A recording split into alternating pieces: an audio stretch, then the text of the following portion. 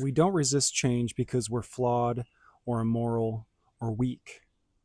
You may, in fact, be protecting something sacred and important to your identity, because changing the bad behavior may also feel like changing that important part and piece of who you are.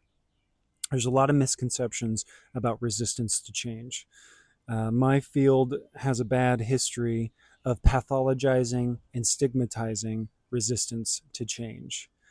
But the true reason someone may be resisting change is because the new behavior, the new pattern, the new thing that they're working on, whatever it is, may also feel like a loss to something else that's important to who they are. So, for example, someone who struggles with boundaries, let's say, to put up boundaries and to work on healthy norms in your relationship may feel like a loss of closeness, and they deeply need that sense of closeness and intimacy with others.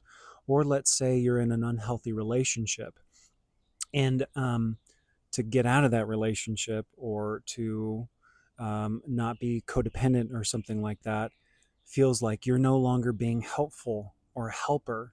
And being helpful and a helper is really important to who you are. And that's a valuable, wonderful, noble thing. So, what I suggest to clients is ask yourself a couple self reflection, self examination kinds of questions. First, think about, if you started making the changes that you so desperately want, what is the thing that you feel like you'd lose? What is the important part of you that you feel like you would lose?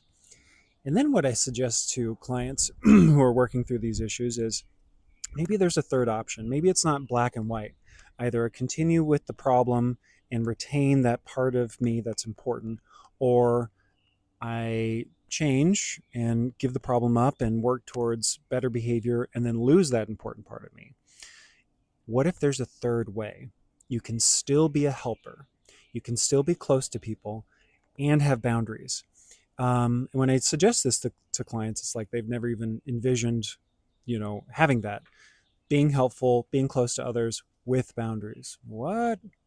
And that's a whole new learning process and totally doable, but you've got to envision it first before you can start doing it. So ask yourself those questions, and have a more strength-based, positive, self-compassionate view when you're resisting change, because it might be reveal something beautiful and wonderful about you, and it's not just a problem.